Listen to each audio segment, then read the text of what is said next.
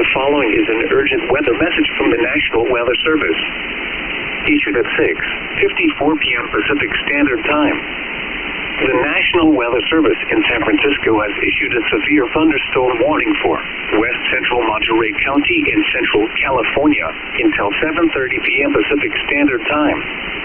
At 6:54 p.m. Pacific Standard Time, a severe thunderstorm was located near Carmel by the Sea, or 7 miles south of Monterey, moving north at 40 miles per hour. Hazard, 60 miles per hour with gusts and small hail. Source, radar indicated.